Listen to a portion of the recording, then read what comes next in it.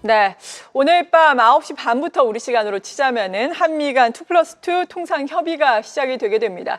여기에 대한 관망 심리가 오늘은 깔리고 있는 걸까요? 주식시장 같은 경우에는 좀 보합권에서 등락을 거듭하고 있는 상황인데 자세한 관전 포인트 살펴보면서 이에 따른 투자 전략 측면에서 오늘 도움 말씀 들어보는 시간 마련을 했습니다.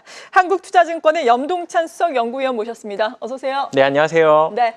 일단 오늘 시작되게 되는 우리나라와 미국 간의 통상 협의 어떤 부분을 관전 포인트로 보고 계세요? 당연히 이제 협상이 한 번에 끝날 거라고 생각하지는 않는데 저희가 좀 걱정하고 있는 거는 좀 시장에서 최악의 국면을 지나고 있다라고 생각을 하고 있는 것 같아요. 그거는 저도 동의를 하고 있는데 한꺼번에 뭔가 이렇게 눈에 띌 만한 결과가 나올 거다라고 생각하지는 않고 있는데도 불구하고 좀 빠른 협상을 좀 기대하는 것 같습니다. 그것보다는 좀 관련된 이슈들에 대해서 길게 보는 게 필요할 것 같아요. 실제로 어저께 미국 재무장관이 뭐라고 이야기했냐면요. 중국과의 협상 같은 경우에는 2년에서 3년 정도 걸릴 수도 있다. 그 정도는 돼야지 균형을 이룰 수 있다라고 이야기를 했습니다. 그 이야기는 미국에서 급하게 협상에 나서지 않겠다라는 입장을 보낸 거라고 생각을 하고 있고요.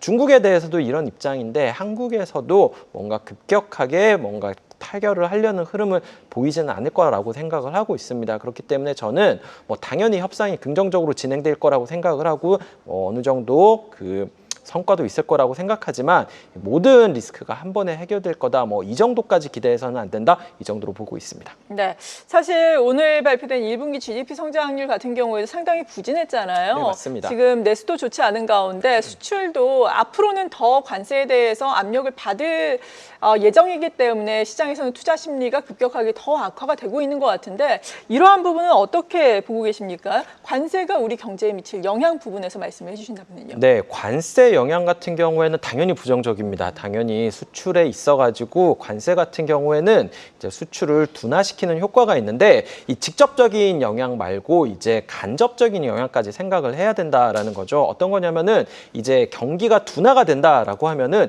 여기에서 관세 이외에도 이렇게 수요가 감소하기 때문에 여기에서 타격을 받을 수가 있는 상황이거든요. 그렇기 때문에 이제 수출에 의존도가 높은 한국 입장에서는 당연히 부정적입니다. 추가적으로 저는 좀 걱정을 하고 있는 게 지금 무역 분쟁이 가장 심각한 사이가 미국과 중국이잖아요. 네. 미국과 중국 같은 경우에는 한국의 이제 수출 대상 국가 1위와 2위 국가입니다. 당연히 여기에서 한국 같은 경우에는 눈치를 많이 봐야 되는 상황이기 때문에 조금 더 이렇게 타격을 받을 수 있는 상황이 아닌가라고 걱정을 하고 있습니다. 실제로 이번에 GDP가 마이너스 성장률을 기록했죠. 오늘 아침에 나온 이번 주 초반에 제가 이제 추정치 체크하니까 0.0% 그러니까 동일하게 가는 걸로 추정치가 나와 있었는데 그거 보면서 저는 사실 이거 잘못하면 역성장 나올 수도 있겠는데 라고 생각을 했는데 아니다 다를까 역성장을 기록을 했네요. 당연히 좀 한국 상황에는 좋지 않은 상황이고 여기에 추가적으로 대외 상황이 쉽지 않다라는 거는 좀 이렇게 한국 경제 입장에서는 만만치 않은 상황이다. 이거는 좀 인식을 하는 게 맞는 것 같습니다. 네, 그렇다면 2분기 경제 성장률도 기대를 갖기에는 상당히 어려운 환경, 계속해서 역성장 기조가 이어질까요? 이것보다는 나아질 거다 정도로 이렇게 전망을 하고 있는데 계절적인 요인이라든지 이런 것들도 있어가지고 그렇다고는 하더라도 제일 중요한 거는 이제 수출에 대한 영향이 어느 정도로 받느냐, 실질적인 영향을 받는 게 2분기일 것이다, 3분기일 것이다 이렇게 애널리스트들이 추정하는 방향이 좀 다르기는 하는데 저 같은 경우에는 아직까지는 좀 여기서 좀 심리에 대해서는 최악의 국면을 지난 것 같고 어느 정도 개선되는지 이거에 대해서 봐야 되는데 2분기도 역시 역성장 가능성을 완전히 이렇게 없앨 수는 없다. 좀 상황이 녹록치는 않다. 이 정도로 말씀을 드려야 될 것 같습니다. 네.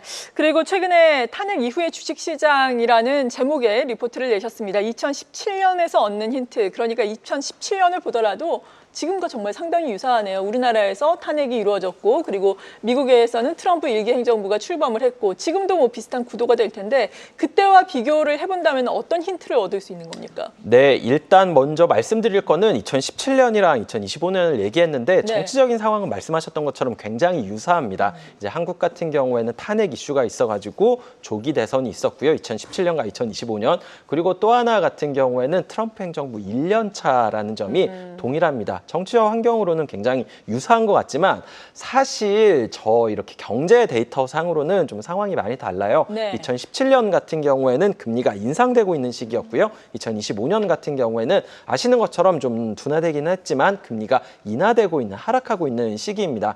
달러 인덱스라든지 원달러 환율 측면으로 보더라도 그 당시에 2017년은 뭐 1,200원 수준이었는데 지금은 뭐 1,400원 수준에 있잖아요.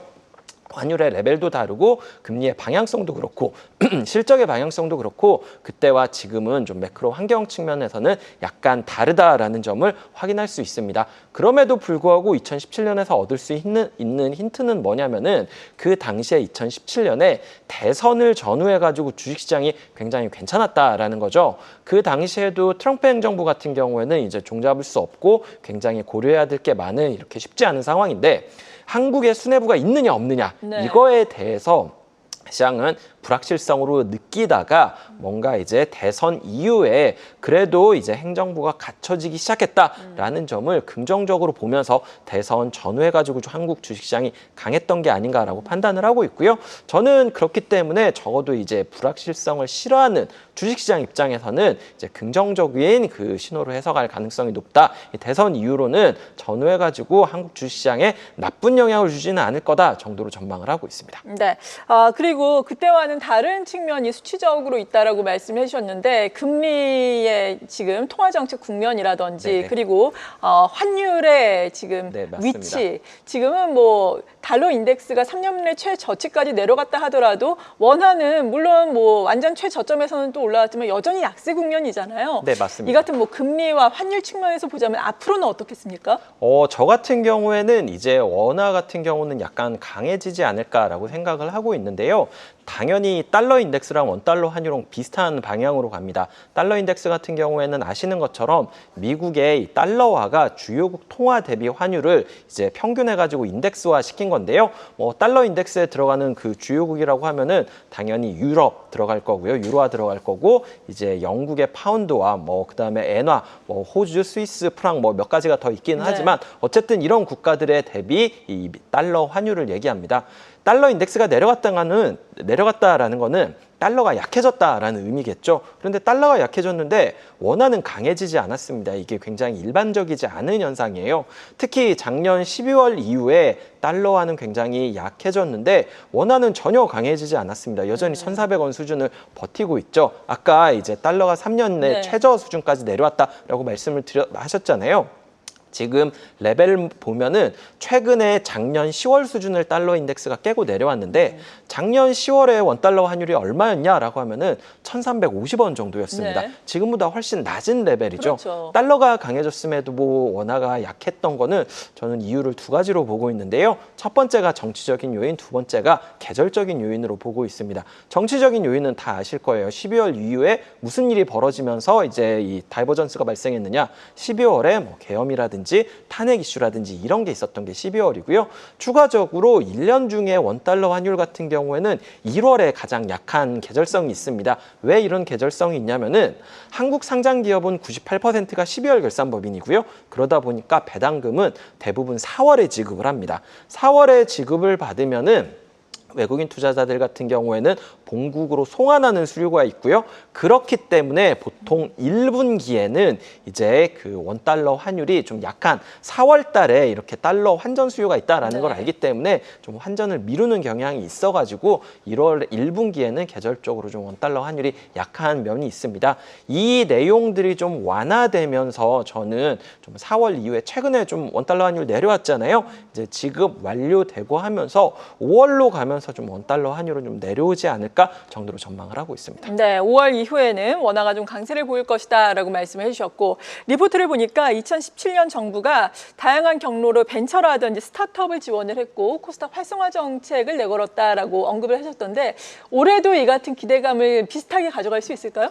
저는 가능성 굉장히 높다고 보고 있습니다. 그 이유는 일단 새로운 정권이 들어서면은 정권 초반에 항상 나오는 게 과연 한국의 새로운 성장 동력을 어떻게 가져갈 것이냐, 어떤 산업을 육성할 것이냐 이거에 대한 고민이 정책으로 나오기 시작합니다. 이번에도 마찬가지일 거라고 생각을 하고 있어요. 역시 새로운 정권이 행정부가 들어서면은 당연히 신성장 동력, 새로운 먹거리 이런 거에 대한 정책들을 내보낼 텐데 이런 상황에서는 아무래도 대형주보다는 중소형주가 좀 더 모멘텀을 강하게 받는 경향이 있거든요. 그렇기 때문에 이 상황에서 중소형주가 좀 더 강할 수 있다라고 보는 게 첫 번째고요.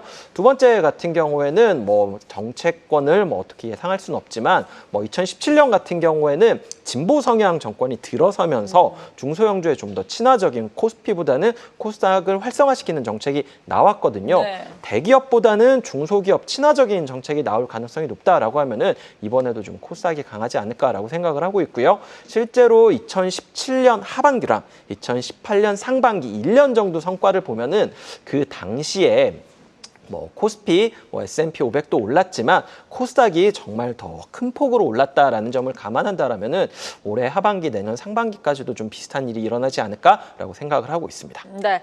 그리고 또 오늘 현대차의 실적이 발표가 되고 내일은 기아의 실적이 발표가 됩니다. 자동차 같은 경우에 대표적으로 관세에 또 타격을 받고 있지 않습니까? 네. 25% 관세.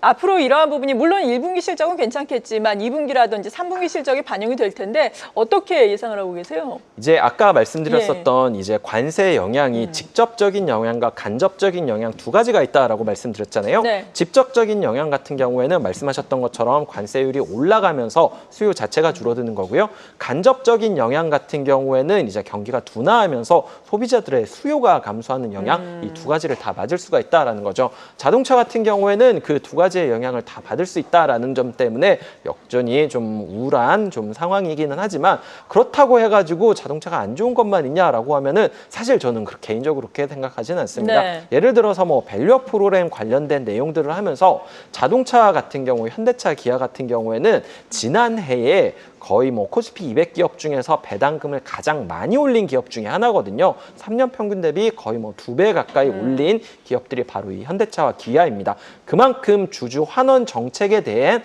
중요도를 점점 느껴가고 있는 기업이라는 점에서 저는 자동차 같은 경우에는 이제 성장성 둔화를 피할 수는 없지만 이거에 대해서 주주환원 정책이라는 걸로 어느 정도 좀 막아줄 거다 이렇게 전망을 하고 있습니다. 네, 주주 환원 정책이 반도체의 관세의 영향을 어느 정도 상쇄시켜 줄 것이다라고 말씀해 주셨습니다.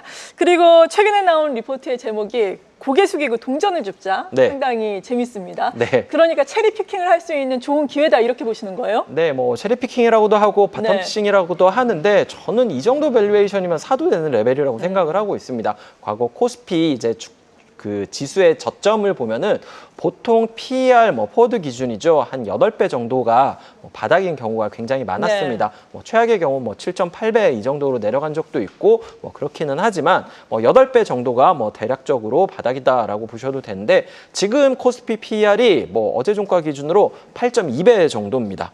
굉장히 바닥에 근접해 그렇죠. 있다라고 보는 거고요. 그렇다라는 거는 이제 바닥에 떨어진 것 중에 죽을 게 굉장히 많아진 상황이다. 여기에서는 뭐 파는 걸로 실익을 볼 수 있는 레벨은 아닌 것 같고 차라리 사가지고 기다리는 걸로 실익을 보는 거를 더 추천하는 시기이다 이렇게 말씀을 드리는 거죠. 그런데 문제는 어떤 종목을 사가지고 기다려야 하는가 혹은 최근에 그래도 숫자가 나오고 있는 시장의 주도주를 사야 하는가 이 부분에 대한 고민 아니겠습니까? 마지막으로 맞습니다. 투자 전략 세워주신다면. 네, 저 같은 경우에는 아까 제가 관세 영향으로 경기 둔화를 피할 수 없다라고 말씀을 드렸잖아요. 경기가 안 좋아지는 구간에서는 일반적으로 이 가치주보다는 성장주가 좋습니다. 이 포항에는 가치주를 사고 불황에는 성장주를 사라라는 이야기를 하는데요. 그 이유가 뭐냐면은 이제 불황, 경기가 둔화되면은 성장하는 기업의 비중이 굉장히 적어집니다. 주식시장 같은 경우에는 굉장히 이렇게 희소하고 프리미엄을 좋아하죠. 네. 전체적으로 성장하는 기업이 별로 없어지면은 성장하는 기업들은 프리미엄을 받고요. 저는 그런 것 때문에 최근 조선이나 방산 같은 경우가 강세를 보이는 거라고 생각을 하고 있어요. 다들 성장을 못할 것 같은데 여기는 굉장히 성장을 하니까 그렇죠. 강하다라고 보고 있습니다. 이런 업종 같은 경우에는 여전히 좀 상반기까지 좀 더 좋을 거다라고 생각을 하고 있는데 뭐 하반기 같은 경우에는 그럼 다른 성장하는 건 뭐가 있냐라는 이야기가 당연히 또 추가적으로 나올 거라고 생각을 하고 있고요. 저는 최근에 뭐 IT도 좋아하기는 하지만 그것보다는 좀 헬스케어 업종의 이익 증가율이 좀 높아지고 있다라는 점에서 이쪽으로 좀 매기가 옮겨가지 않을까 정도로 말씀을 드리고 있습니다. 핵심은 경기가 둔화될 것 같으면은 성장하는 기업들, 안정적인 기업보다는 성장하는 기업이 좀 더 긍정적인데, 지금 가장 성장성이 눈에 띄는 거는 조선 방산인데 이게 헬스케어 정도까지 온기가 이어질 가능성을 고려하고 있다, 이렇게 요약을 하시면 될 것 같아요. 네, 잘 알겠습니다. 오늘 이렇게 시장의 큰 틀에서 큰 그림 그려보면서 투자 전략까지 세워봤습니다. 한국투자증권의 염동찬 수석연구위원이었습니다. 고맙습니다. 네, 감사합니다. 계속해서 다양한 경제 이슈를 알고 싶다면 구독과 좋아요, 알림 설정 부탁드립니다. AI 캐스터 권미정이었습니다.